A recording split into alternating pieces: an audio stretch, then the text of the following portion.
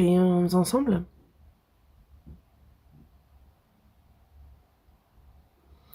Dieu notre Père, toi qui nous aimes, toi qui es miséricordieux, dans ce monde, c'est parmi de nombreuses personnes que tu nous as d'abord appelés, sauvés et séparés saintement. Dieu, tu nous as placés dans ton Église, là où tu agis, afin que nous puissions te servir, que l'on puisse prêcher ton évangile, que l'on puisse t'obéir. Et toujours, c'est par ta main puissante, par ta parole, par ta grâce que tu nous guides. Et nous te remercions pour cette grande grâce. À cette heure, Seigneur, nous qui avons reçu par le précieux sang du Seigneur versé pour nous, nous avons reçu la rédemption et sommes réunis devant toi pour louer ta grâce, ton amour, pour apprendre ta parole. Seigneur, merci pour la communion. À cette heure, Seigneur, nous croyons en ce que tu es parmi nous. Et tes regards sur chacun d'entre nous, que ta main miséricordieuse fortifie, affermisse encore plus chacun d'entre nous, car ce monde, chaque jour, se corrompt. Et c'est un monde véritablement chaotique dans lequel nous vivons. Sans que tu nous guides, Seigneur, nous ne pouvons que tomber dans le péché de ce monde. Mais par ta parole, par ton amour, par ta main puissante, soutiens-nous, que nous puissions vivre comme il se doit en tant que tes enfants. Que nous puissions vivre seulement pour ta gloire et pour ta volonté. Garde-nous, aide-nous, c'est notre souhait ardent. À cette heure, il y a nos frères et sœurs qui ne sont pas avec nous, où qu'ils soient. Garde-les, protège-les, qu'ils puissent se confier en toi. Jusqu'au bout, accorde-leur ce cœur. Et il y a dans le monde entier, ici aussi, tes églises, les frères et sœurs qui prêchent ta parole. Que par ta parole, que par ta puissance, que par ta grâce, ils soient fortifiés et puissent avec toujours plus d'assurance prêcher ton évangile, et que tu ajoutes chaque jour à ton église ceux qui sont sauvés, et que pour ta gloire et pour toi, nous puissions vivre et que nous ne manquions de rien pour cette œuvre. Aide-nous. En ton temps, tu nous accordes la parole dont nous avons besoin, tu nous enseignes la voie qu'il nous convient de suivre. Seigneur, à cette heure encore, manifeste ta parole, ta volonté sainte. Aide-nous à la comprendre. Nous avons prié au nom de notre Seigneur Jésus-Christ. Amen. Ouvrons la Bible, Éphésiens chapitre 3, verset 20. Éphésiens chapitre 3.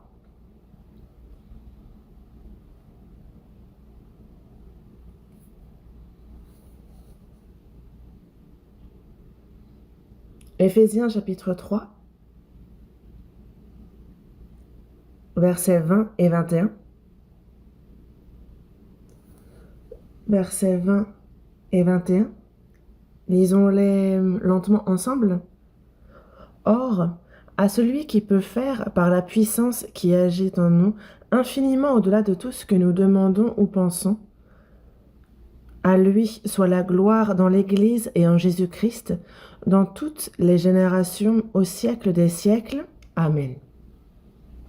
Le dimanche matin, nous apprenons sur comment vivre dans le Seigneur, comme le titre de ce sermon l'indique. Et c'est le 10e sermon sur ce thème. Les chrétiens sauvés, notre identité est d'être une personne en Christ, dans le Seigneur. Dans Jean, chapitre 14, verset 20, il dit « En ce jour-là, vous connaîtrez que je suis en mon Père, que vous êtes en moi, et que je suis en vous. » Et donc, quand nous mémorisons les versets de la Bible, il est dit « Depuis le jour où vous avez entendu et connu la grâce de Dieu conformément à la vérité. » Donc, il y avait ce verset qu'on a récité ensemble. Il y a ce jour où nous avons entendu, connu la grâce de Dieu. Connu l'Évangile, un jour vraiment surprenant. Ce jour-là, dès qu'on a reçu le salut, on a su que je suis en mon Père, que vous êtes en moi et que je suis en vous. Le fait d'être les uns dans les autres est donc d'être unis. Nous ne pouvons rien faire sans le Seigneur. Mais nous vivions loin de lui et nous avons reçu le pardon de nos péchés et en même temps nous avons été donc unis. Nous sommes désormais un avec le Seigneur et c'est vraiment surprenant. Et c'est pour ça que le chrétien sauvé mène une vie dans le Seigneur. Et la Bible répète très souvent ces termes, dans le Seigneur, en Christ. Nous menons donc une vie dans le Seigneur et nous apprenons en quoi cela consiste selon la Bible. Dans les versets que nous avons lus dans Éphésiens chapitre 3, il y a celui qui peut faire par la puissance qui agit en nous, nous les saints sauvés. Jésus a bien dit, priez ainsi, notre Père qui est aux cieux. Donc nous, ceux qui peuvent appeler Dieu Père, les saints nés de nouveau. Et dans Romains, chapitre 14, verset 7, il est dit qu'en effet, nul de nous ne vit pour lui-même et nul ne meurt pour lui-même. Car si nous vivons pour le Seigneur, et si nous mourrons pour le Seigneur. Soit donc que nous vivions, soit que nous mourions, nous sommes au Seigneur. Le « nous » ici désigne les saints qui ont reçu le salut. Parmi nous, nul de nous ne vit pour lui-même. Est-ce que ce n'est pas un verset vraiment surprenant? Les chrétiens nés de nouveau sont ceux qui sont dans le Seigneur, ceux qui vivent pour la gloire de Dieu, pour sa volonté, et nul ne vit pour lui-même. Les gens dans ce monde vivent pour eux-mêmes. Ils s'inquiètent, ils souffrent pour eux-mêmes. Ils vivent pour eux-mêmes et meurent pour eux-mêmes. Mais une personne qui a reçu le salut a été séparée de cette malédiction-là. Désormais, elle est dans le Seigneur. Et c'est pour cela que nous, notre vie est dans le Seigneur. Et donc, si nous vivons pour le Seigneur. Toutes les souffrances, toutes les épreuves, toutes les adversités, c'est dans le Seigneur. Si nous mourons, c'est pour le Seigneur. Et c'est vraiment glorieux que de pouvoir dire être dans le Seigneur. Il nous a donné la vie éternelle. Il y a aussi cette promesse glorieuse en Dieu. Et ici, il nous parle de cette puissance qui agit en nous qui est ce troupeau uni par le Saint-Esprit. Il y a cette puissance qui agit en nous, n'est-ce pas? Jésus, dans Philippiens chapitre 2, versets 6 et 7, il dit qu'il existe en forme de Dieu et il n'a point regardé comme une proie arrachée d'être égal avec Dieu. Mais il s'est dépouillé lui-même en prenant une forme de serviteur, en devenant semblable aux hommes. Et il est paru comme un simple homme, mais il n'était pas un homme, il était égal à Dieu. Mais il a laissé derrière cette place et il s'est fait semblable aux hommes. Il est paru comme un simple homme. Il est né du ventre d'une femme. Il a vécu 30 ans en tant que fils d'un misérable et pauvre menuisier. Et il est le seul ainsi, mais il était semblable à l'homme. Et certainement que personne n'a reconnu Christ en lui. Et durant sa vie publique, durant 3 ans et demi, il parcourt ici et là, et véritablement, charnellement, il n'avait où poser sa tête. Dans la journée, c'était à l'extérieur de la cité, parfois devant le temple de Jérusalem, qu'il enseignait. Il enseignait la parole, et le soir, il allait sur la montagne des Oliviers, là où il se nourrissait de l'aube, de l'aurore. On l'a vu accomplir des prodiges, des miracles. Il ouvrait les yeux des aveugles, il purifiait les lépreux, il redonnait vie aux morts, il a nourri plus de 5000 personnes, il a accompli des prodiges. Et Philippe dit à Jésus, Seigneur, montre-nous le Père. Et Jésus lui dit, mais celui qui m'a vu a vu le Père. Comment dis-tu, montre-nous le Père? Et c'est pour cela que dans Jean chapitre 1, verset 18, il dit, personne n'a jamais vu Dieu. Le Fils unique, qui est dans le sein du Père, est celui qui l'a fait connaître. Personne n'a jamais vu Dieu. Mais Dieu, c'est Jésus qui s'est manifesté charnellement. Et à travers Jésus, Dieu manifeste qui il est. Et c'est pour cela que Jésus dit, celui qui m'a vu a vu le Père. À travers Jésus, la parole de Dieu a été transmise. À travers Jésus, l'amour de Dieu est apparu et a été manifesté également quelle est la grâce, quelle est la puissance de Dieu. Et aussi, Jésus, après qu'il soit parti, il y a le Saint-Esprit qui est venu sur les saints qui avaient reçu le salut et qui leur ont fait comprendre la grâce de Dieu, qui leur ont fait recevoir le salut. Et Jésus est parti et a fait la promesse d'envoyer le Saint-Esprit. Et à Jérusalem, c'est 120 personnes qui prient avec zèle.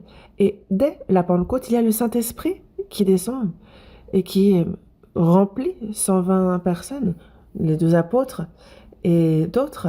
Et l'évangile est prêché avec zèle. Et à la Pentecôte, c'est 3000 personnes qui reçoivent le salut, qui sont baptisées.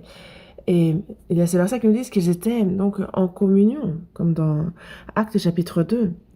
Et après que Jésus soit parti, il y a donc ceux qui ont reçu la grâce de Dieu, qui ont compris sa grâce, et ils sont un dans le Saint-Esprit, et c'est eux que l'on appelle l'Église, corps de Christ.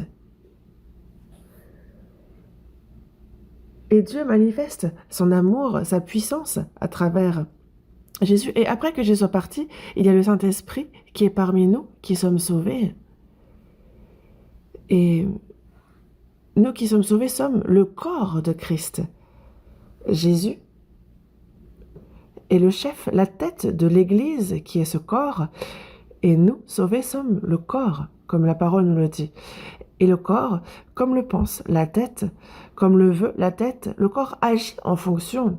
Et donc c'est tout le corps qui se met à l'œuvre pour accomplir ce que la tête veut. Jésus est le chef et nous sommes les sauvés, nous sommes l'Église, nous sommes le corps. Et ici, il y a en nous, les saints sauvés, nous qui sommes ce troupeau uni par le Saint-Esprit, le corps, l'Église, il y a cette puissance qui agit en nous. Mais où est-ce que la puissance de Jésus se manifeste? C'est en nous. En ce troupeau, uni par le Saint-Esprit, ceux qui sont nés de nouveau en Christ, c'est parmi nous que le Seigneur agit. Et quand on dit Église, les gens pensent à un bâtiment de pierre avec une croix au sommet. Et ils disent « Ah, l'église a été bien construite, l'église est belle. » Mais non, ce n'est pas les termes qui conviennent, ce n'est pas l'église. Et c'est pour ça que la Bible nous dit bien à Aquilas et Priscille, avec l'église qui est dans leur maison, à Nymphas et à l'église qui est dans sa maison à Archippe, à l'église qui est en ta maison. Là où sont réunis les sauvés, là est l'église. L'église, en grec, c'est ecclésia, le troupeau séparé. Ceux qui ont reçu le salut séparés de ce monde, donc les saints, ce troupeau de saints, c'est ça l'église. L'église, lors des prémices de l'église, il n'y avait pas de bâtiment à part pour l'église. Qu'ils se réunissent sur la plage, qu'ils se réunissent dans la montagne, qu'ils se réunissent dans les champs, qu'ils se réunissent dans une maison toute petite. S'il y avait des saints sauvés qui se réunissaient, c'était ça, l'Église. Et c'est pour cela que lors des prémices de l'Église, les saints qui avaient reçu le salut se retrouvaient les uns chez les autres. Dans Actes chapitre 16, on a l'apôtre Paul qui va à Philippe et qui prêche l'évangile. Et la toute première personne qui reçoit le salut, c'est la marchande de pourpre, Lydie. Lydie la marchande de pourpre, écoute la parole de l'apôtre Paul et reçoit le salut. Elle reçoit le salut, s'en réjouit tellement, elle est tellement reconnaissante que il y a l'apôtre Paul et ceux qui l'accompagnent, Silas, Luc qui écrit les actes des apôtres et plusieurs autres personnes. Et elle dit bien, si vous me jugez fidèle au Seigneur, entrez dans ma maison et demeurez-y. Donc il y avait l'apôtre Paul et ceux qui marchaient avec lui et ces saints qui prêchaient et elle les a accueillis chez elle. Et c'est pour ça que l'église de Philippe a commencé dans la famille de Lydie, dans sa maison. C'est là où ils se réunissaient.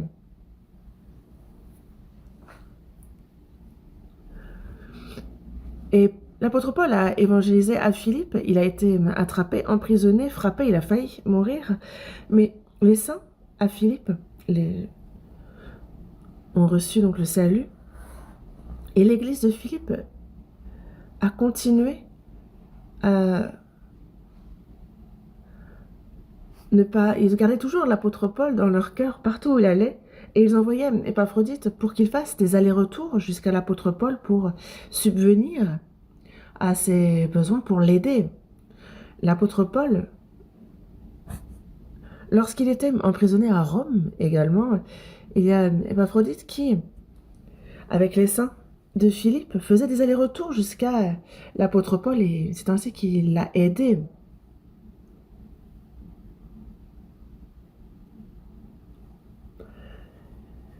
L'église de Philippe a commencé dans la maison de Lydie et toute sa vie, en fait, l'église de Philippe a été une église remarquable qui a aidé l'apôtre Paul toute sa vie. Et ce n'est pas seulement l'église de Philippe, mais c'est aussi les premières églises ont commencé dans les familles. Chez Nymphas, chez Priscille et Achillas, chez Archippe. Il y avait l'église qui est dans leur maison. Donc là où se réunissaient les saints, ce troupeau. Que ce soit sur la plage où il y a du vent, que ce soit dans la montagne. Là où il y a les saints réunis, c'est là l'église. Et c'est ça le corps de Christ. Et c'est là où demeure le Seigneur. Et c'est au sein de ce troupeau-là qu'il agit.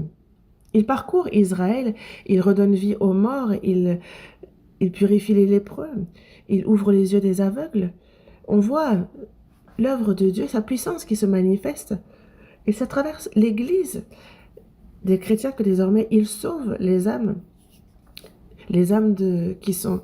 qui courent en enfer à cause de leurs péchés et de leurs iniquités. C'est lorsqu'il chassait des démons, donc c'est repousser Satan en fait. La puissance de Dieu qui a été manifestée à travers Jésus nous parle justement de ce qu'il fait à travers l'Église, à travers les saints. Et Christ est le chef, la tête de cette Église, du corps. Et donc le corps fait ce que la tête veut. Et ce mystère est grand. L'apôtre Paul a écrit 14 livres du Nouveau Testament et la plupart sont des épîtres envoyées aux églises. Et il y a cette puissance qui agit en nous. Et quand on y réfléchit, il y a en nous, parmi nous, le Seigneur. Il n'est pas là à ne rien faire. Il agit, il œuvre. Il est notre tête, notre chef. Il est parmi nous. L'Esprit du Seigneur agit parmi nous. Et tout ce que le Seigneur veut, toute cette œuvre-là s'accomplit en nous. La puissance qui agit en nous. Et il faut réfléchir profondément à ce verset. Le Seigneur est parmi nous parce que sinon, ce n'est pas l'Église. C'est le Seigneur qui est à l'œuvre. Ce n'est pas quelqu'un de célèbre qui agit. Ce n'est pas la puissance de quelqu'un de reconnu. Ce n'est pas la puissance d'un d'entre nous. Non, c'est le Seigneur qui est chef. C'est à lui qu'est cette Église-là et c'est lui qui agit. Il est notre chef. Et c'est sa volonté qui s'accomplit à travers nous. Et c'est le Saint-Esprit qui agit en nous afin qu'elle s'accomplisse. Il y a cette puissance qui agit en nous et qui peut faire infiniment au-delà de tout ce que nous demandons ou pensons. Une personne sauvée, qu'est-ce qu'elle demande? À quoi elle pense? Nous, chrétiens, il y a quelque chose que nous demandons ardemment. Dans Actes, les saints des premières églises se réunissent et ils demandaient à Dieu à ce que l'évangile soit prêché, que de nombreuses âmes soient sauvées et que son œuvre s'accomplisse. Parce qu'il y avait ceux qui allaient à l'encontre de l'évangile, ceux qui persécutaient l'église, et pourtant, ils priaient ardemment. Ils priaient Dieu. Ils l'invoquaient. Et le Seigneur, par le Saint-Esprit, agissait en eux. Au-delà de tout ce que nous demandons ou pensons, qu'est-ce que nous demandons? De devenir riches? Nous demandons le confort charnel? Nous recherchons le pouvoir, les honneurs, comme les gens de ce monde? Non.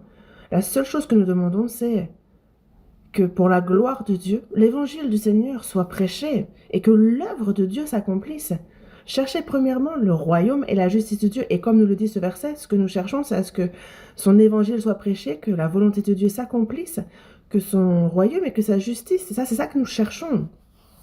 Et c'est là tout ce que nous demandons, tout ce à quoi nous pensons. Ce n'est pas un verset qui nous dit que Dieu exauce nos demandes de prière vis-à-vis de nos désirs charnels. Non,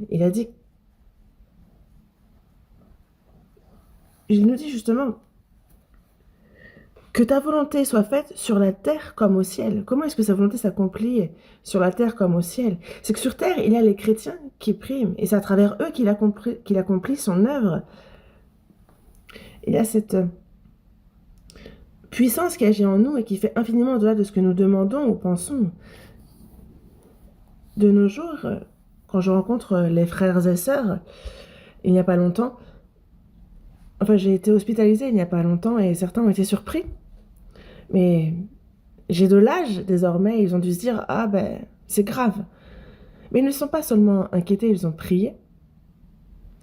Et dès que je rencontrais quelqu'un, ils me demandaient « Oh, comment ça va? Comment ça va ?» Et je leur dis ben, « Voyez, je suis en forme. Je me guéris avec vos prières. Je suis en forme. » Et vraiment, nombreux sont ceux qui prient pour moi.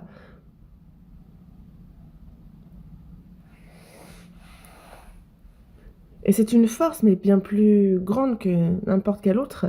La prière des saints, parce que Dieu les exauce, c'est une grande force. Et nous, lorsque nous prions que la volonté de Dieu s'accomplisse, alors Dieu écoute et se réjouit de nos prières.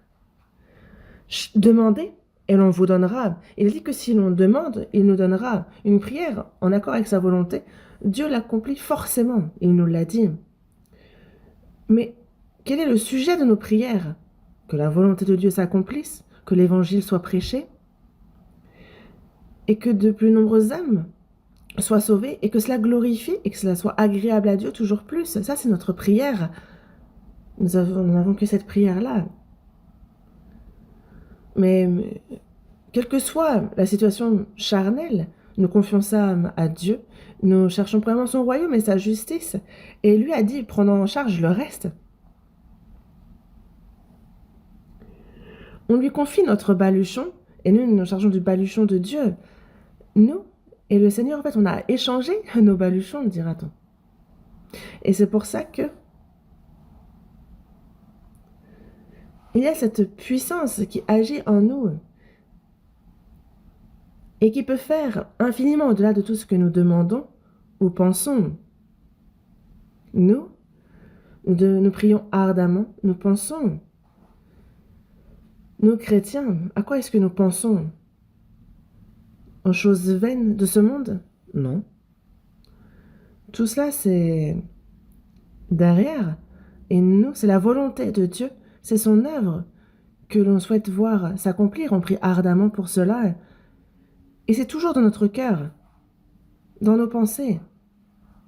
Et il fait infiniment au-delà de ce que nous demandons ou pensons. À celui qui peut faire infiniment au-delà de tout ce que nous demandons ou pensons. Infiniment au-delà, il peut le faire. Et quand on voit ce verset, qu'en pensez-vous? En fait, notre cœur se serre, n'est-ce pas? Dieu est parmi nous. Il écoute nos prières. Il fait infiniment au-delà de tout ce que nous demandons ou pensons. Il est celui qui peut le faire. Il est celui qui accomplit cela.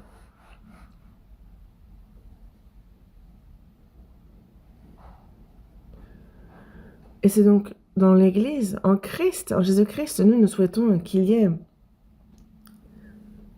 qu'à lui soit la gloire, dans l'Église et en Jésus-Christ.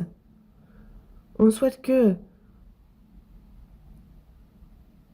donc en Jésus-Christ, dans l'Église, en Christ, dans le Seigneur, ce sont des mots qui se répètent.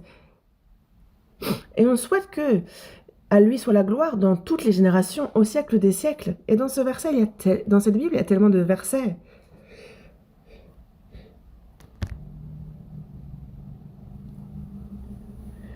Non seulement il nous sauve, mais le Seigneur agit en nous. Et qu'accomplit-il comme œuvre? Concrètement, les chrétiens sauvés, là où ils sont, il accomplit l'œuvre du salut des autres âmes qui sont autour. Dans Actes chapitre 2, à la Pentecôte, il y a 3000 personnes qui reçoivent le salut. Ils sont enseignés par les apôtres. Ils communient, ils partagent le pain ensemble. Et il y a le Seigneur qui agit. Et il dit qu'il ajoutait chaque jour à son Église ceux qui étaient sauvés. Et il y a l'œuvre du salut parce qu'il y a le Seigneur qui est là. Et donc il y a de plus en plus de sauvés. Concrètement, l'œuvre de Dieu, c'est le salut de plus d'âmes. Dans Jean, chapitre 15, verset 5, Jésus dit « Je suis le cep, vous êtes les sarments ». Il dit cela, et il dit « Celui qui demeure en moi et en qui je demeure porte beaucoup de fruits ». Lorsque le sarment est attaché au cep, et elle se nourrit de la sève qui vient des racines, alors elle porte du fruit. Et ce fruit-là, on peut penser qu'il y en a deux types. On voit le cœur, la vie de la personne qui est transformée. Et dans Galates chapitre 5, verset 22, il y a le fruit de l'esprit qui nous est décrit. Et donc, il y a ce fruit que l'on porte individuellement parlant. Et il y a aussi les saints sauvés qui sont ajoutés. Et il y a donc ces fruits de l'évangélisation. On a un tel, qui est les prémices de l'accueil, par exemple. Donc on parle de ces fruits de l'évangélisation. Donc les personnes sauvées sont des fruits. Et donc, celui qui demeure en moi et en qui je demeure porte beaucoup de fruits, car sans moi, vous ne pouvez rien faire. Une personne sans le Seigneur ne peut rien faire, parce que nous, sans l'aide, sans que le Saint-Esprit ne nous guide, nous ne pouvons rien faire correctement. Et on ne peut sauver une âme, nous ne pouvons rien faire. Si le sarment n'est pas attaché au cep, alors elle se dessèche. Et de la même manière, nous, si nous quittons le Seigneur, nous ne pouvons rien faire. Il faut être attaché à l'Église, qui est le corps du Seigneur. Il est le cep et nous sommes les sarments. Le Seigneur est notre tête, nous sommes le corps, l'Église. Et il faut que le corps soit attaché à la tête. Imaginez un corps sans tête, à quoi cela sert? Jésus est devenu le chef.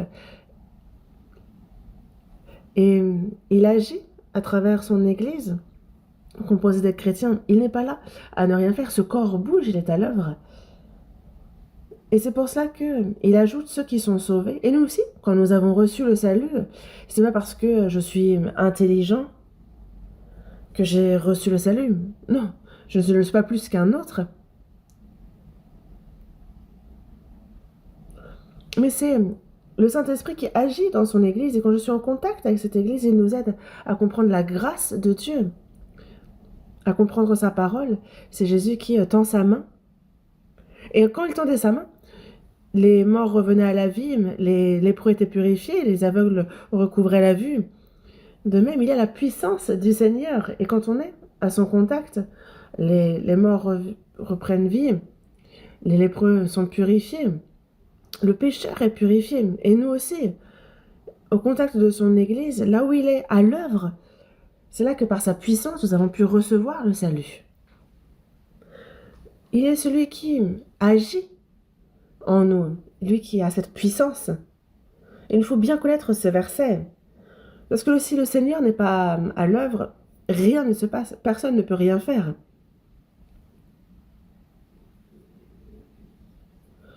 Et aussi,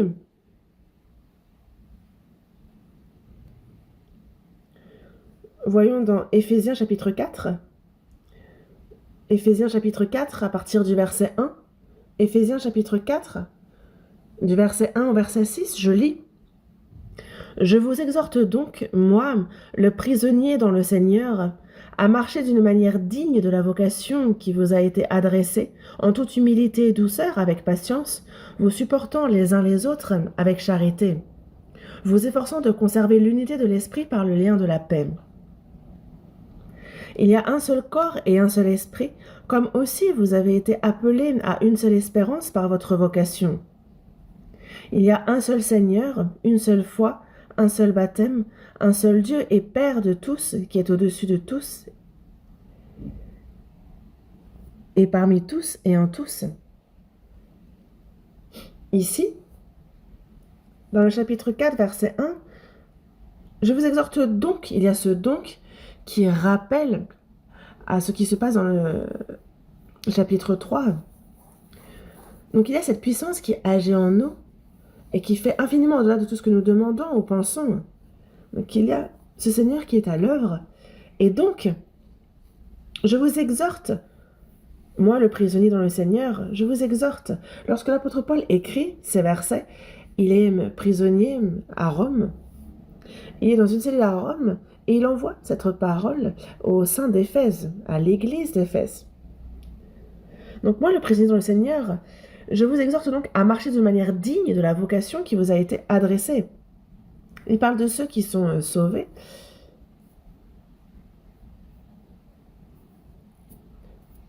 Dans Ésaïe, chapitre 44, verset 22, il est dit « J'efface tes transgressions comme un nuage et tes péchés comme une nuée. Reviens à moi, car je t'ai racheté. » Reviens à moi. C'est l'appel, la vocation du Seigneur. Dans le psaume 50, verset 1, il y a marqué Dieu, l'Éternel parle et convoque la terre. Cette parole est prêchée et c'est Dieu qui convoque la terre. C'est sa voix, il nous appelle. Et donc,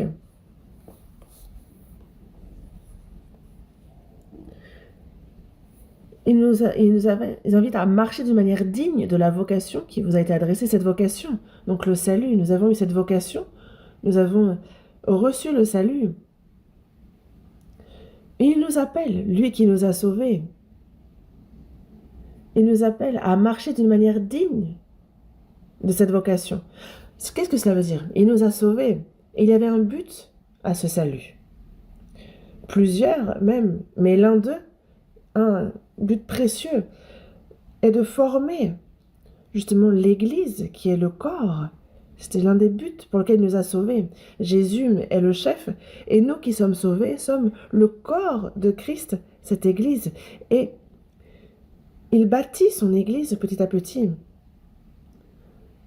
Et le Seigneur, lui, est la pierre angulaire. Et nous, qui sommes sauvés, nous sommes comme ces pierres. Et il y a cette bâtisse, cette demeure spirituelle qu'il construit et qu'il bâtit. Et il nous invite à marcher d'une manière digne de la vocation qui vous a été adressée. À marcher d'une manière digne de la raison pour laquelle il nous a sauvés. C'est ce que cela veut dire. Et c'est pour ça que s'il nous a sauvés, il y avait des buts à cela. Et l'un d'eux est que nous formions l'Église. L'Église, ça ne peut pas se faire seul. Ecclésia, donc le troupeau séparé. Et c'est pour cela que il nous invite à marcher d'une manière digne de la vocation qui nous a été adressée. Il nous sauve, il se forme un corps, le corps de Christ, et c'est à travers ce corps que Dieu fait son œuvre. Et il nous faut donc marcher d'une manière digne de la volonté de Dieu, de ce pourquoi il nous a sauvés, c'est ce que cela veut dire. Et dans le verset 2, il nous dit aussi en toute humilité et douceur.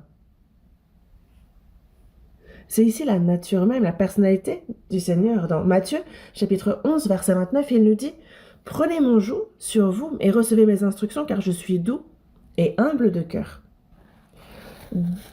Je suis doux. Quand on regarde dans le dictionnaire, c'est quelqu'un qui est gentil. Ce n'est pas faux, mais la douceur dont nous parle la Bible n'a pas ce sens-là. Il y a se soumettre en silence à la volonté de Dieu. Dans Ésaïe, chapitre 53, verset 7, on nous parle du Seigneur qui, semblable à une brebis muette devant ceux qui l'attendent, il n'a point ouvert la bouche.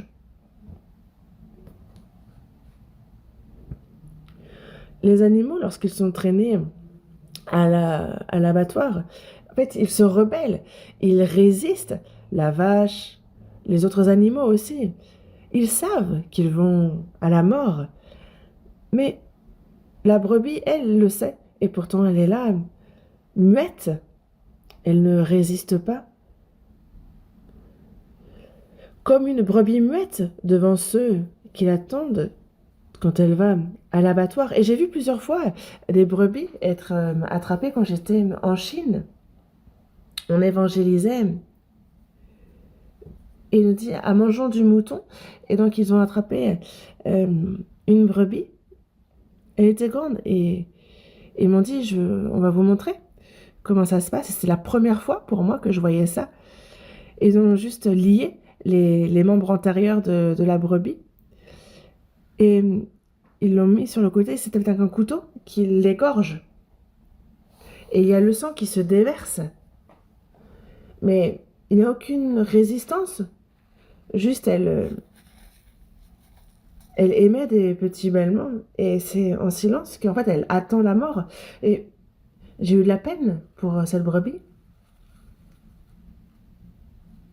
Mais les autres animaux, eux, mais c'est la grande débâcle.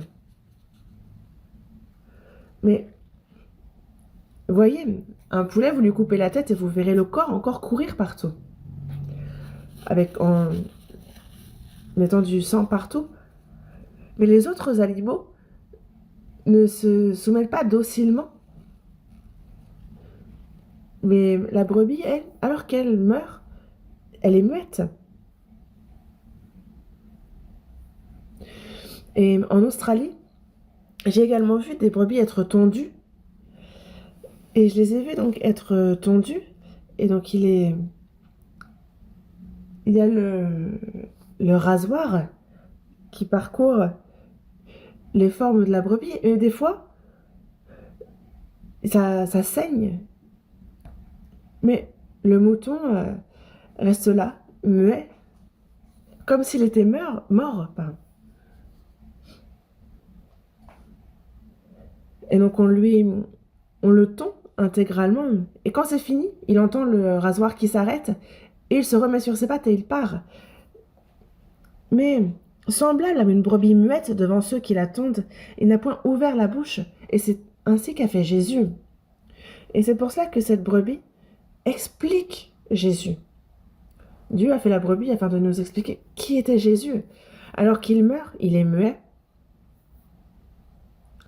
Il a pourtant été condamné à mort injustement, mais il n'a pas dit un mot. Il n'a pas dit « Ah, mais quel est mon péché? Pourquoi vous voulez me tuer ?» Il n'a pas réagi ainsi. Jésus est venu pour mourir. Et il a bien dit que personne ne prend sa vie. C'est lui qui la donne lui-même. C'est lui-même qui donne sa vie. Donc il est resté muet, même si c'était injustement qu'il a été condamné à mort. Il a pourtant les soldats romains qui l'ont frappé, qui lui ont craché au visage, qui l'ont baffé, mais il n'a pas réagi. Et lorsqu'il meurt sur la croix aussi, au contraire, il prie pour ceux qui le tuent. C'est ça la douceur. La douceur, c'est obéir à la volonté de Dieu en silence. Dans Philippiens chapitre 2, verset 8, il est bien dit qu'il s'est humilié lui-même, se rendant obéissant jusqu'à la mort. Même jusqu'à la mort de la croix. Et c'est ça, la douceur. Se rendre obéissant jusqu'à la mort. Sachant que c'est la volonté de Dieu, obéir à cette volonté. Obéir en silence, sans se plaindre, sans murmurer, sans se rebeller. Mais obéir en silence, c'est ça, la douceur. Le saviez-vous? Je suis doux et humble de cœur. L'humilité, c'est s'humilier, connaître sa position vis-à-vis de Dieu, savoir que oui, on est en position de se soumettre. Et c'est pour cela que, en toute humilité et douceur, nous, lorsque nous obéissons à la volonté de Dieu, nous avons les sentiments du Seigneur, son cœur. Dans Philippiens, chapitre 2, verset 4, il est dit « Ayez en vous les sentiments qui étaient en Jésus-Christ ». Lui qui s'est rendu obéissant jusqu'à la mort, lui qui est doux et humble de cœur, il nous faut avoir les mêmes sentiments que lui. Et c'est pour cela que Jésus a dit « Prenez mon joug sur vous et recevez mes instructions, car je suis doux et humble de cœur, et vous trouverez du repos pour vos âmes. » Prendre son joug, qu'est-ce que ce joug? C'est cette croix que le Seigneur Jésus a portée. La chorale nous l'a chantée tout à l'heure. Suivre le Seigneur qui porte sa croix. Il y avait ces paroles. Et tous ceux qui veulent me suivre, il faut qu'ils laissent, qu'ils se chargent de sa croix et qu'ils me suivent. Et il y a cette souffrance, il faut laisser tout ce qui est à nous derrière. Le Seigneur, lui, a pris sa croix. Et nous ne pouvons pas le suivre comme ça, les bras ballants. Non. Il y a une souffrance lorsqu'on suit le Seigneur. Il y a ces sacrifices. Et qu'il se charge de sa croix et qu'il me suive. Prenez mon joug sur vous et recevez mes instructions. Nous suivons le Seigneur, nous apprenons de lui. Apprendre.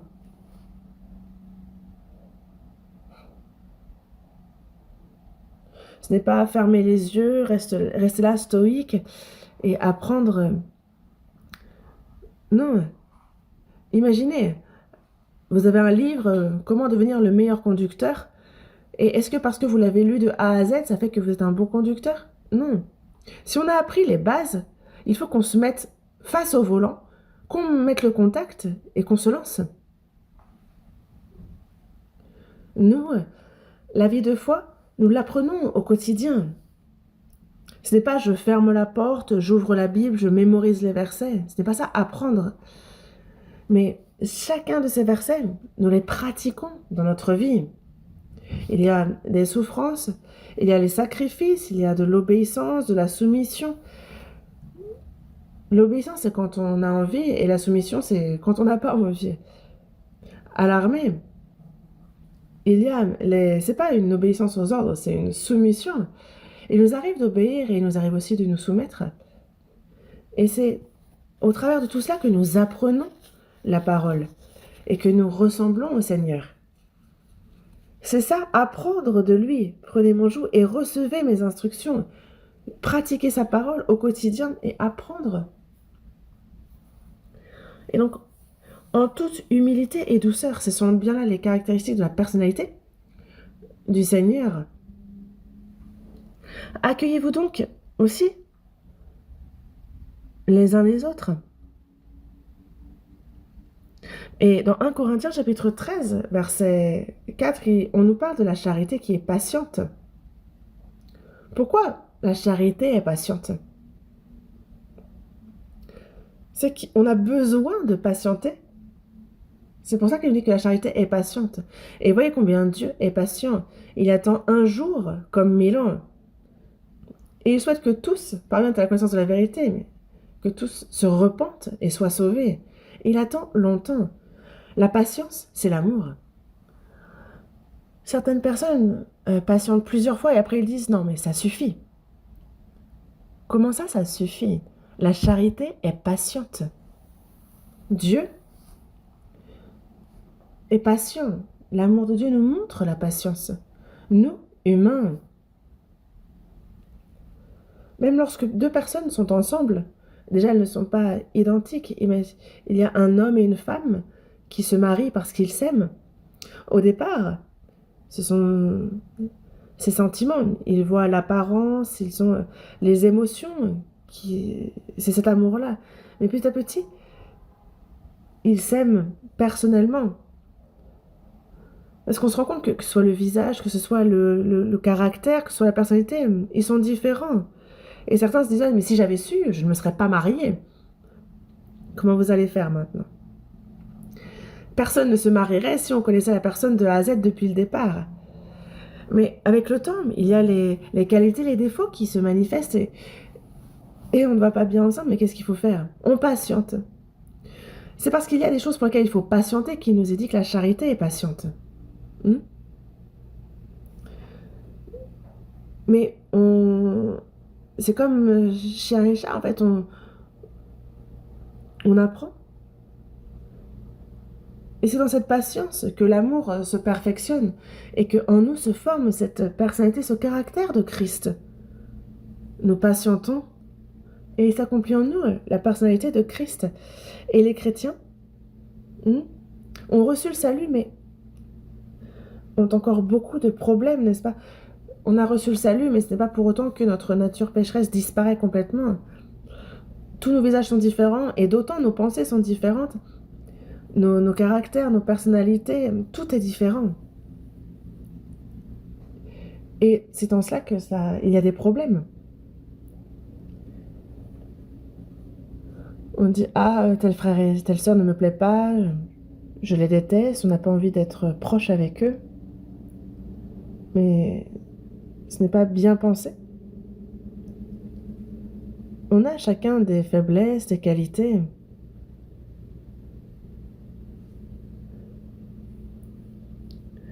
Et donc, il nous dit bien que nous devons nous accueillir les uns les autres, mais comme Christ nous a accueillis.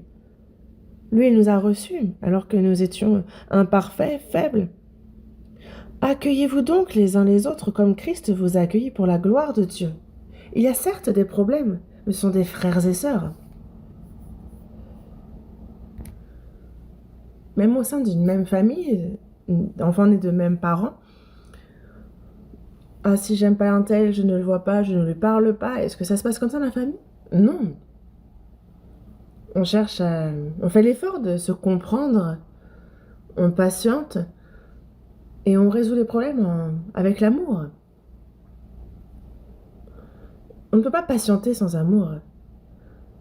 Et nous, en Christ, nous sommes nombreux il serait difficile de s'aimer si on n'était pas patient. Mais la charité est patiente. Et donc c'est en toute humilité et douceur, avec patience, qu'il nous faut nous supporter les uns les autres avec charité. Et donc si on ne fait pas attention, parfois entre frères et sœurs, il y a des disputes, de la haine et d'autres effets négatifs. Mais le Seigneur nous reçoit et il nous dit bien aussi de nous accueillir les uns les autres comme Christ nous a accueillis. Donc il nous a reçus. Mais pourquoi est-ce que parce que nous on dit un tel ne nous plaît pas, pourquoi est-ce qu'on le met à part? Pourquoi est-ce que ne se retrouvent entre eux que ceux qui s'entendent bien? Non. Non. Il nous faut avoir les sentiments du Seigneur, le même cœur, un cœur large pour accueillir et embrasser tout le monde. Donc vous efforçant. Donc il faut que ce soit en toute humilité et douceur, c'est avec patience qu'on doit se supporter les uns les autres, avec charité. Nous efforçons de conserver l'unité de l'esprit par le lien de la paix. Il y a l'unité de l'esprit par le lien de la paix. Et nous, c'est cet amour qui nous a unis. Vous efforçant de conserver l'unité de l'esprit par le lien de la paix. Il y a la paix avec Dieu. Et ceux qui sont en paix avec Dieu ont aussi la paix les uns avec les autres. Il y a la paix Le lien de la paix. Le lien de la paix, c'est quoi? L'amour. L'amour fait qu'il y a paix avec Dieu. Regardez un peu les politiciens, il y a la PEC en ce moment et qu'ils ont à cœur de bien faire à l'avenir, de ne pas faire la guerre, efforçons-nous pour la paix. Mais si chacun recherche trop ses intérêts, alors là, ça pose problème. Il y a la guerre qui éclate aussi. Arrive cette tragédie, on voit les uns s'entretuer. Nous, chrétiens, nous avons donc la paix avec Christ. Et il faut aussi donc qu'on ait la paix avec les hommes. Vous efforçons de conserver l'unité de l'esprit par le lien de la paix. L'amour, cette grâce, nous sommes un par la grâce, par l'amour, nous avons... Il y a le lien de la paix, cet amour qui a fait que nous sommes unis. Il n'a pas dit vous efforçons d'être unis. Non, il dit nous sommes déjà unis, mais il nous faut conserver cette unité. Nous avons un Père, des frères et sœurs, nous avons une seule espérance, une seule foi. Le but est le même. Vous efforçons de conserver l'unité de l'esprit par le lien de la paix. Le Seigneur a fait que nous sommes un. Quand nous irons au ciel, il n'y aura aucun problème, parce que ce sera fini pour ce qui est de la chair. Mais durant notre vivant sur cette terre, il y a encore cette chair et tous ces problèmes, parce qu'elle n'a pas encore été transformée. Mais il y a le Saint-Esprit qui surmonte tous ces problèmes et qui fait que nous sommes unis. Donc il nous faut nous efforcer de conserver l'unité de l'esprit par le lien de la paix. Pourquoi? Parce que nous avons reçu le salut. Nous avons la même foi, la même espérance, parce que nous avons ça en commun, nous avons le même but. C'est pour cela, c'est par l'amour du Seigneur, par sa parole, que nous sommes un. Et nous ne pouvons être un sans amour. On a de la peine les uns pour les autres, on se pardonne mutuellement, on s'entraide. Et c'est pour cela que il nous faut nous efforcer de conserver l'unité de l'esprit. Une personne sauvée, les personnes sauvées entre elles sont unies par l'Esprit, par le Saint-Esprit. Pourquoi s'efforcer de conserver cette unité? C'est qu'il y a encore ce vieux moi qui n'est pas transformé et qui fait que ça peut poser problème. Nous sommes un. Ce serait bien qu'il n'y ait pas de problème, mais il y en a. Il y a des disputes. On a des caractères différents. Nous travaillons différemment. Certains posent même plus de problèmes que d'autres. Et c'est pour ça qu'il nous dit de s'efforcer de conserver l'unité de l'esprit par le lien de la paix. Et c'est un verset très important. Le Saint-Esprit fait que nous sommes un, mais c'est le diable qui cherche à briser cela. Le diable ne peut nous prendre notre salut. Dans Jean, chapitre 10, verset 28, il dit « Je leur donne la vie éternelle, et elles ne périront jamais, et personne ne les ravira de ma main. » Le Seigneur qui nous donne la vie, notre vie, nous sommes dans sa main, dans la main du Seigneur, et il nous tient. Si j'ai reçu le salut, alors mon âme, j'ai reçu la vie par le salut. Et ce n'est pas ma force qui garde ce salut, nous sommes dans la main du Seigneur, c'est lui. Parce que mon Père qui me les a donnés est plus grand que tous, et personne ne peut les ravir de la main de mon Père. Nous sommes dans la main du Seigneur qui est dans la main du Père. C'est une double protection, une double sécurité. Et c'est pour cela que une personne qui a réellement reçu le salut, alors elle ne perd pas la vie, son âme ne meurt pas. Mais si le diable ne peut nous prendre notre salut, il peut disperser les sauvés. À cause de problèmes charnels, il divise.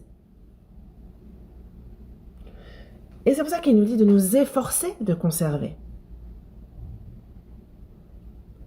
Dans le jardin d'Éden, il y a Dieu qui s'adresse à Adam et qui lui dit de garder ce jardin. Pourquoi le garder? C'est qu'il y a des éléments perturbateurs. Et c'est pareil, garde-toi de. C'est qu'il y a quelqu'un qui veut s'en emparer. Garde le jardin, c'est parce qu'il y a des voleurs. Garde bien ta santé, c'est parce que si on ne fait pas attention, on peut tomber malade. Quand on parle de garder, de prendre soin d'eux, c'est qu'il peut y avoir des problèmes, et c'est pour ça qu'il faut être attentif. Efforcez-vous de conserver l'unité de l'esprit, parce que cette unité peut être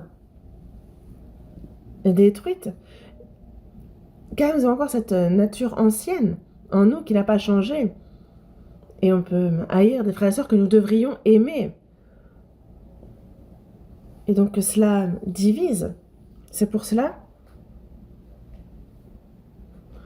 dans Matthieu, chapitre 12, verset 30, il dit que celui qui n'assemble pas avec moi disperse. Le Seigneur est celui qui assemble. Mais celui qui n'assemble pas avec moi disperse. Par le salut, il nous assemble. Par sa parole, il nous assemble. Nous grandissons dans la foi par sa parole, et ça nous assemble. Et il y a ceux qui grandissent petit à petit dans la foi, qui mûrissent, et ceux-là ne se dispersent pas, parce qu'ils ont cette personnalité du Seigneur. Ils ont la patience, la charité, ils sont doux et humbles de cœur comme le Seigneur. Si ce sont seulement de telles personnes qui se réunissent, alors il n'y a aucun problème dans cette assemblée-là. Mais il y a ceux qui sont encore jeunes dans la foi, ceux qui sont plus charnels que spirituels. Et il y a ceux qui dispersent, évidemment. Il y a ceux qui prétendent être sauvés, mais qui ne le sont pas, mais qui sont parmi nous, et qui posent problème. Ceux-là, il faut les trouver et les chasser. Mais il y a celui qui n'assemble pas, mais qui disperse. Le Seigneur, lui, nous assemble dans son Église, qui est son corps. Par son esprit, nous sommes un. Nous sommes ce peuple qui se rend au ciel. Et Dieu agit à travers nous. Celui qui n'assemble pas avec moi disperse. Certaines personnes parlent n'importe comment, blessent le cœur des autres,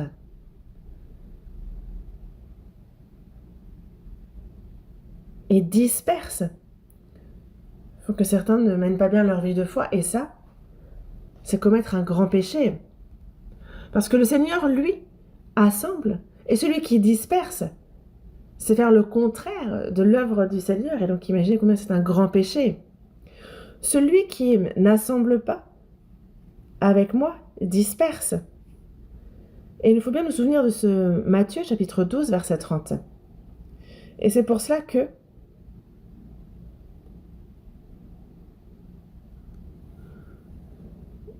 comme le serment doit être attaché au cep, de même nous, il nous faut être attachés à l'Église qui est le corps du Seigneur.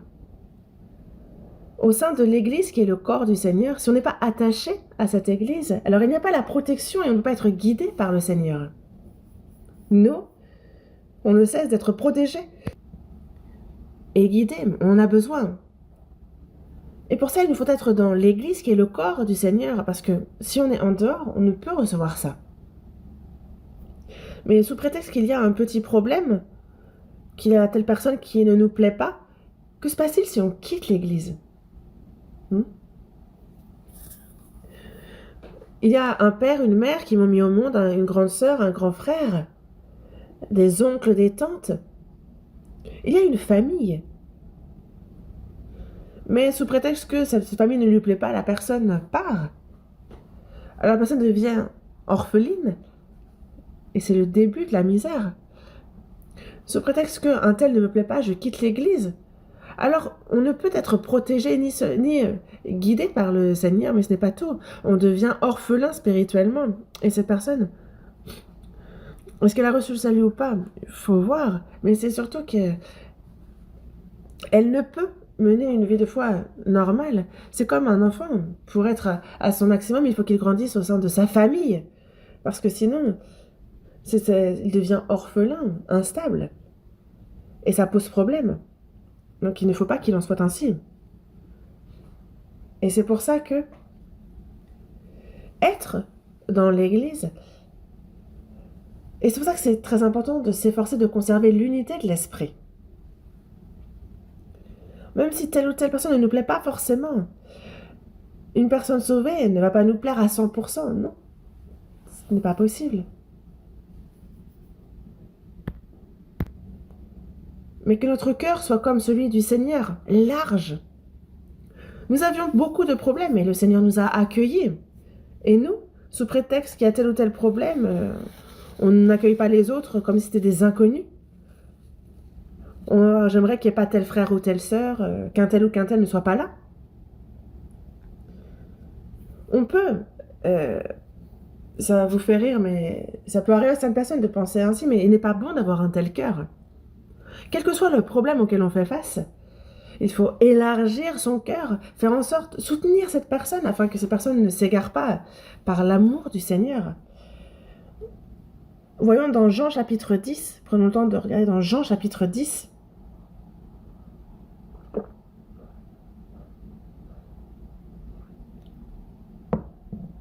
Jean chapitre 10, verset 16.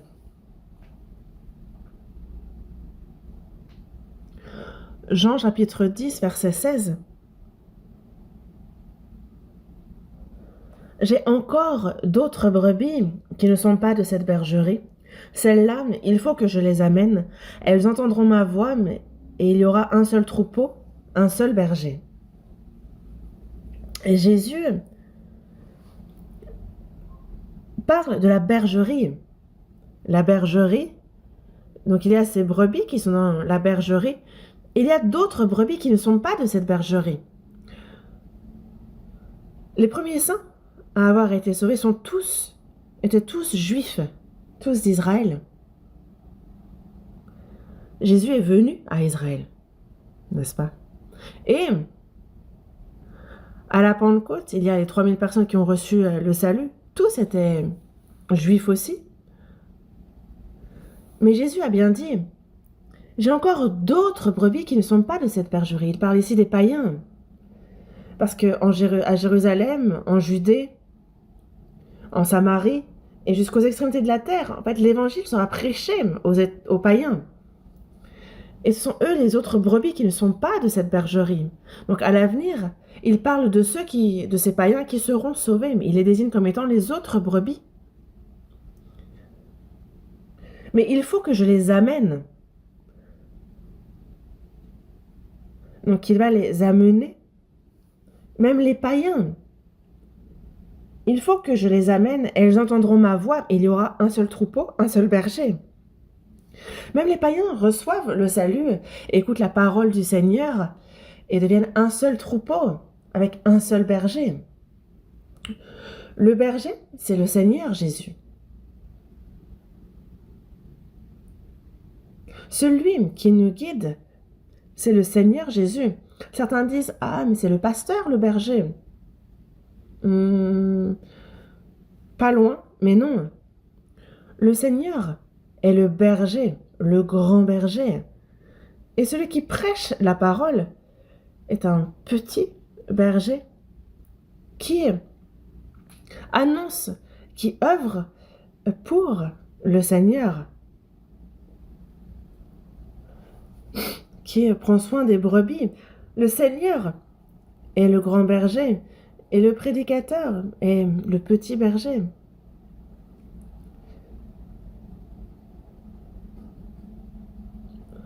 Et donc, il y aura un seul troupeau, un seul berger. Parce que nous, on entend la voix du Seigneur et on la suit. Est-ce qu'on suit la voix du pasteur? Où que ce soit. Où que ce soit, je le suivrai, le pasteur. Les dénominations, les traditions. On suit, et on finit en enfer. Faut pas que ça se passe ainsi. Partout, je suivrai le Seigneur. S'il parle, je le suis. Et nous, justement, on est ici, on prête l'oreille à sa parole, à la parole du Seigneur. Est-ce qu'on se réunit à l'église pour entendre les paroles d'un célèbre prédicateur? Non. Est-ce que c'est littéraire? Est-ce que c'est philosophique? Est-ce que c'est Politique, pas du tout. On vient écouter la voix du Seigneur. C'est pour ça qu'on vient à l'église. Et c'est pour ça que l'église, en sinogramme, c'est le sinogramme de l'enseignement et de la réunion. On se réunit pour être enseigné par la parole du Seigneur. C'est ça, l'église. Et je pense que les sinogrammes sont bien choisis pour ça. Et nous, on se réunit donc à l'église le dimanche, entre autres, pour écouter la voix du Seigneur. Et c'est pour cela que le pasteur parle de sa connaissance, de ce qu'il maîtrise, de ses idéaux. Non, ce n'est pas de ça dont on parle. Donc, par tous les moyens, on cherche à transmettre la parole du Seigneur, sa volonté. Il y aura un seul troupeau, un seul berger. On écoute la voix d'un seul berger et c'est ce qui fait que nous sommes un seul troupeau.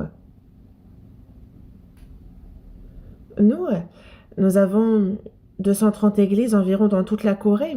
Nous sommes dans 82 pays à l'étranger avec plus de 1190 églises à l'étranger. Mais nous sommes une seule et même église. Pourquoi? Parce que c'est la voix du même berger, de l'unique que nous écoutons et que nous suivons. Est-ce qu'il y a quelqu'un parmi nous qui soit célèbre, quelqu'un qui soit plus haut que l'autre? Non. Tous, nous suivons la voix du seul berger. Nous suivons le Seigneur. Et nous sommes ce troupeau de brebis qui suivons le berger. Et nous suivons la voix, nous entendons sa voix et nous le suivons. Dans le psaume 23, on nous dit « L'Éternel est mon berger, je ne manquerai de rien ». Dieu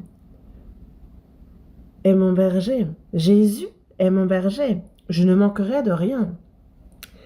Quand je suis la voix de mon Seigneur, lorsque je suis la parole du Seigneur, nous sommes un seul troupeau et nous suivons ce seul berger, nous entendons sa voix. Et c'est pour ça que si on quitte ce troupeau, alors que ce soit la protection ou le fait d'être guidé par le Seigneur qui est le berger, on ne peut pas recevoir cela. Et donc, quoi qu'il arrive, il ne faut pas quitter l'église du Seigneur. Si on quitte l'église, comment peut-on entendre la voix du Seigneur? Comment peut-on la suivre? Voyons aussi dans Éphésiens, retournons à Éphésiens chapitre 4. Éphésiens chapitre 4, verset 13. Éphésiens chapitre 4, verset 13. 13 et 14. Jusqu'à ce que nous soyons tous parvenus à l'unité de la foi et de la connaissance du Fils de Dieu, à l'état d'homme fait, à la mesure de la stature parfaite de Christ, afin que nous ne soyons plus des enfants, flottants et emportés à tout vent de doctrine par la tromperie des hommes, par leur ruse dans les moyens de séduction.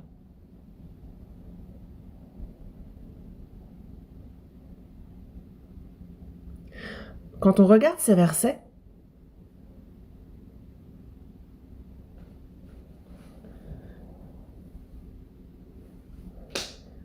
on nous parle de l'unité de la foi et de la connaissance du Fils de Dieu. On nous parle de parvenir à l'état d'homme fait, à la stature parfaite de Christ. Mais pour cela, il faut unité de la foi et de la connaissance du Fils de Dieu. Nous sommes un. Et cette unité se perfectionne. Comment? Il y a l'Église qui est le corps de Christ. Et c'est jusqu'à ce que nous soyons parvenus à l'état d'homme fait, à la mesure de la stature parfaite de Christ. Il nous faut donc être unis de la foi, dans la foi et dans la connaissance du Fils de Dieu. Pourquoi il y a tant de dénominations? Pourquoi il y a tant de congrégations? Par exemple, nous, il y a beaucoup de méthodistes, vraiment beaucoup. Il y a tel et tel et tel, il y a tellement de méthodistes,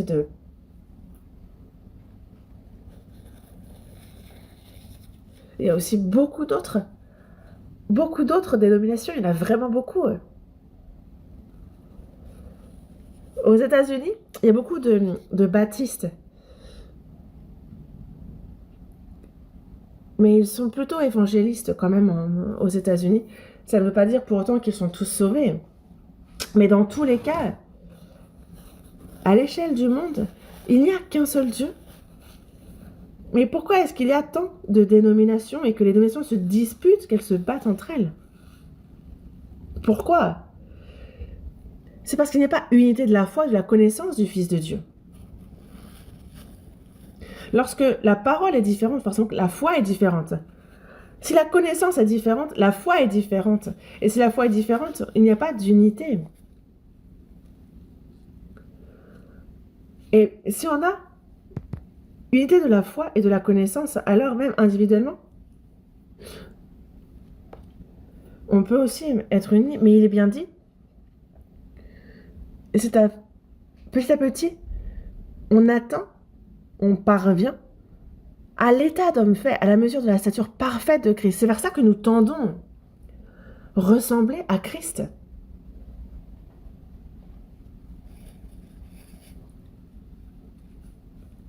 Dans Matthieu chapitre 5, verset 48, il est dit « Soyez donc parfaits, comme votre Père céleste est parfait. » Comment est-ce que l'homme pourrait-il être parfait comme le Père céleste? Comment?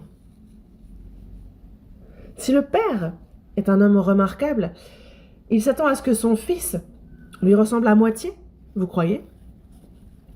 Non, le Père voudrait que son Fils lui ressemble, qu'il soit comme lui.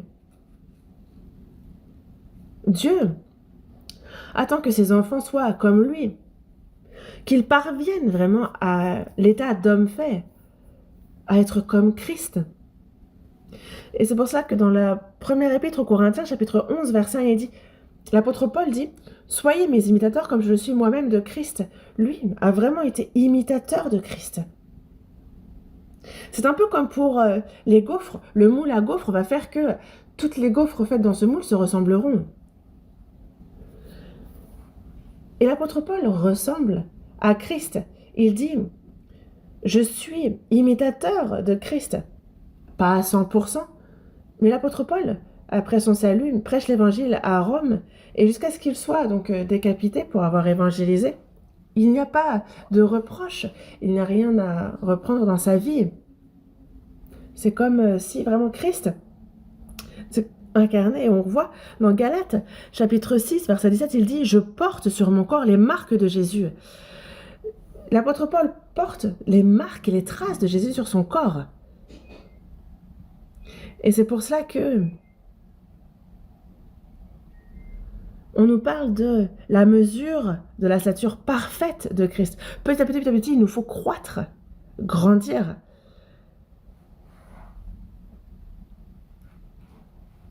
Je vaux mieux que ceux qui ne sont pas sauvés, certes. Ah, je vis mieux que ceux qui viennent d'être sauvés, ceux qui sont jeunes dans la foi, certes. Mais à quel point? Un petit peu.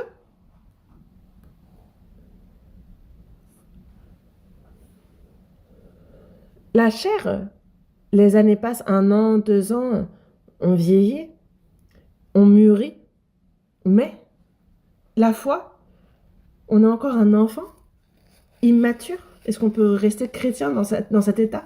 Non, il faut que cette foi croisse et grandisse dans notre pensée, dans nos paroles, dans nos actions, comme dans 1 Corinthiens chapitre 13.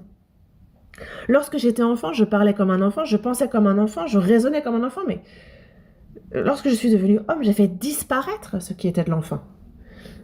Notre Église, je pense, et je dis merci pour le fait qu'on ait beaucoup mûri, généralement parlant. Au tout début, dans l'Église, c'était bruyant. À la moindre réunion, chacun en allait de son avis, avec son entêtement, il criait ceci, cela, il y avait dispute. Et alors, quand écoute, vous avez ça et vous avez le tournis, tellement c'est le chaos. Mais là, en ce moment, on se réunit et c'est calme. C'est calme.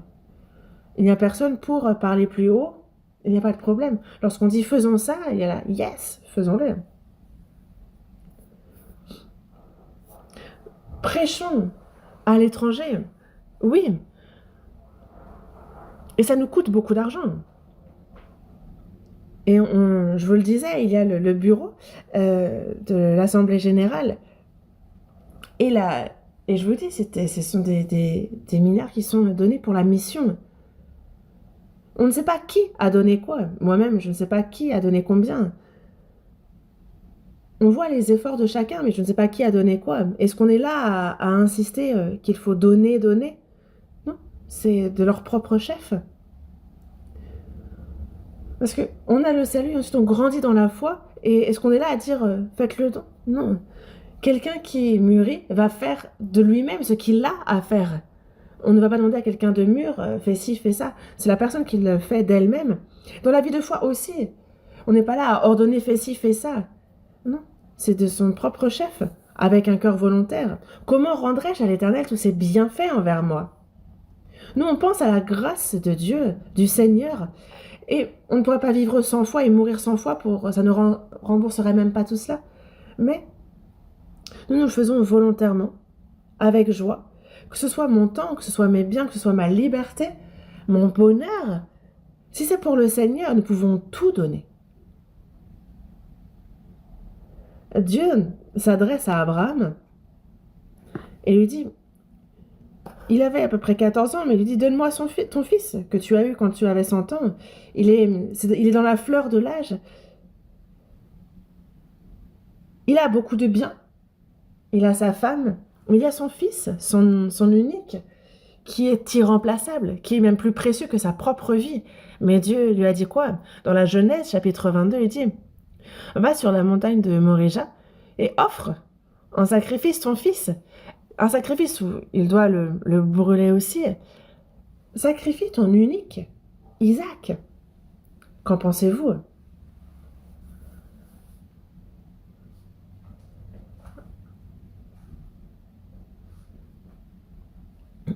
Alors que Dieu lui a dit, mais oh, tu seras le père d'une multitude à travers ce fils. Et là, tu voudrais que je sacrifie ce fils, Isaac? Non, il ne s'est pas dit, bon, ben, attends, je vais réfléchir. Il n'a pas dit, attends, je vais en discuter avec ma femme, il faut qu'on voit ça ensemble. Non. Parce que plus on réfléchit, et moins ce qui en ressort est bon. Non, vous en parlez à votre femme. Alors la femme va répondre, mais Dieu a perdu la tête. T'as mal entendu. Il faudra que tu me passes sur le corps d'abord. Non, non, non. Mais Abraham, lui, oui. Il répond oui, se lève à l'aube et il dit, allons-y, vers la montagne de Morija. Il ne faut pas traîner. Il se lève à l'aube et il part en direction de la montagne de Morija. Et je regardais la couverture du magazine la lumière de la vie, et justement c'est le dessin dessus, on voit Abraham qui s'apprête à tuer Isaac, et ça a été tellement bien dessiné. Il est là, il s'apprête à frapper avec le couteau. Une semaine plus tard, et certainement que Isaac n'était plus, mais Dieu a dit stop. Abraham, Abraham. Il était pressé, il l'appelle même à 2 reprises. C'est bon. Je vois bien que tu n'as pas épargné ton fils, Isaac, ton unique. Je sais que tu me crains désormais. Il a passé le test. Et Dieu nous teste de temps en temps. Dieu connaît tout. Il n'était pas obligé de tester le cœur d'Abraham. Pourquoi le tester ainsi? Il connaît certes notre cœur, mais il souhaite voir ça en pratique. Aimer juste dans notre cœur, dire vivre pour le Seigneur, non. Si ça ne se manifeste pas, ce n'est pas possible. Pas seulement en parole, mais en action et en vérité. Abraham a sacrifié son fils Isaac, son unique. Il l'a sacrifié à Dieu. Dieu, lui, a sacrifié son fils unique pour nous, pécheurs, afin que nous soyons sauvés. Qu'est-ce que nous ne pourrions pas faire pour le Seigneur alors? Et on peut quand on grandit dans la foi. Comme Abraham, nous aussi. Ceux qui ont grandi dans la foi, on n'est pas là à leur dire faites ci, faites ça. Il n'y a pas d'ordre qu'on leur donne. Ils le font eux-mêmes. Ils savent ce qu'ils ont à faire. Et donc, notre foi, il faut que l'on soit un homme fait. que l'on parvienne à la stature parfaite de Christ. Dans Éphésiens chapitre 4, verset 14, on nous dit « Afin que nous ne soyons plus des enfants, flottant et emportés à tout vent de doctrine par la tromperie des hommes, par leur ruse dans les moyens de séduction. » Nous grandissons dans la foi, et si nous ne voulons plus être des enfants, mais un homme fait, que nous ne soyons plus des enfants flottants et emportés à tout vent de doctrine. Parce qu'il y a tellement de tentations pour chercher à faire tomber les saints sauvés. Parfois, c'est par les amis proches, par la famille, à travers diverses choses. Il y a la tromperie des hommes, les ruses dans les moyens de séduction. Mais c'est afin que nous ne soyons plus des enfants flottants et emportés à tout vent de doctrine. Il y a toutes sortes de doctrines. Moi, j'entendais qu'une personne sauvée est allée dans une dénomination, qui est le nouveau ciel et la nouvelle terre, et j'entends ça et je me dis, ah ben, c'est zéro pour cette personne. En fait, ce sont des... Ils disent qu'ils ne meurent pas, et donc il n'y aurait en fait que des vieux là-bas. En fait, il y a toutes sortes de doctrines, de l'hérésie, des sectes. Mais même dans les traditions, il y a des sectes. Même dans l'orthodoxie aussi, il y a beaucoup de sectes. Bon, ça pourrait poser problème de parler de ça, donc je m'arrête là, mais quand on n'est pas sauvé et que tout est faux, c'est forcément des sectes. Afin que nous ne soyons plus des enfants flottants et emportés à tout vent de doctrine, aller ici et là en suivant le vent. Verset 15, Éphésiens chapitre 4, verset 15, lisons ensemble. Mais que, professant la vérité dans la charité, nous croissions à tous égards en celui qui est le chef, Christ. Mais que, professant la vérité dans la charité,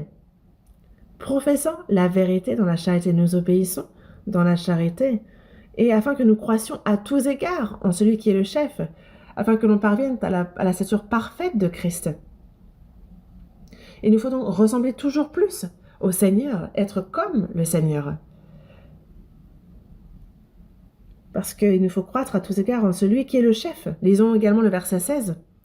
C'est de lui, et grâce à tous les liens de son assistance, que tout le corps, bien coordonné et formant un solide assemblage, tire son accroissement selon la force qui convient à chacune de ses parties et s'édifie lui-même dans la charité. Lui-même, c'est Jésus. Il s'édifie lui-même dans la charité. Et donc, c'est grâce à tous les liens de son assistance que tout le corps. Donc, on voit qu'il y a de l'assistance, il y a de l'aide à travers les liens. Par exemple, il y a la tête qui fournit toutes les infos au corps et ce corps grandit, il croît. Quand j'évangélisais dans le sud, en fait, j'ai rencontré dans l'église quelqu'un qui a fini sa croissance, mais qui est tout petit. C'est que un médecin a touché justement aux hormones de croissance et donc il ne grandit plus physiquement.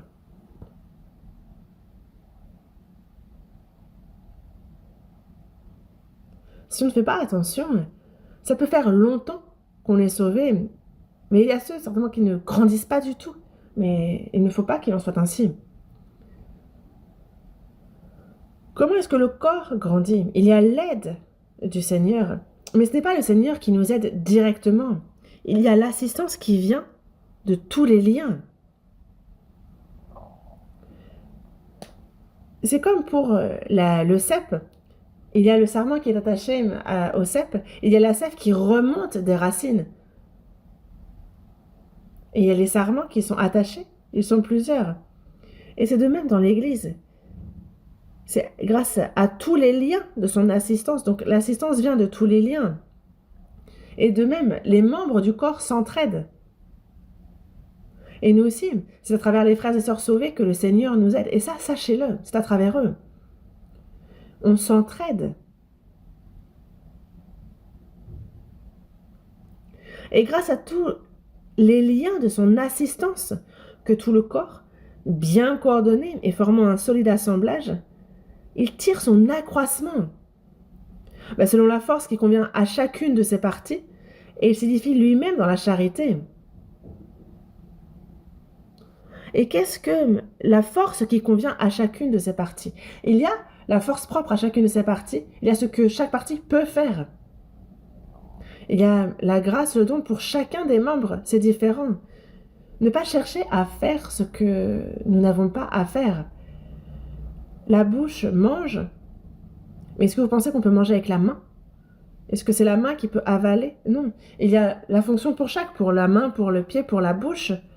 La main ne fera pas ce que le pied doit faire et le pied ne fait pas ce que la main doit faire. Il y a ce qui convient à chacune de ces parties. Donc il ne faut pas chercher à faire ce qu'on n'a pas à faire, mais en fonction de la foi de chacun, faire ce qui nous correspond et grandir dans la foi. Et c'est lorsqu'on s'aime mutuellement que l'Église est bâtie. Je vais m'arrêter ici pour aujourd'hui. Nous continuerons à apprendre sur en quoi cela consiste de vivre dans le Seigneur parce que c'est tellement précieux, on ne s'en rend pas compte. Prions. De notre Père, toi qui es miséricordieux, Seigneur, tu es au milieu de nous, tu agis au sein de ton Église, tu nous as placés comme membres de ton Église qui est le corps du Seigneur. Il en est le chef, et que aide-nous et guide-nous afin que nous vivions selon ta parole, selon ta voix. Donne-nous la sagesse, la parole, la puissance de ton esprit qui nous accompagne pour que nous puissions vivre pour ta volonté, pour ta gloire, tout le reste de notre vie. Nous avons prié au nom de notre Seigneur Jésus-Christ. Amen.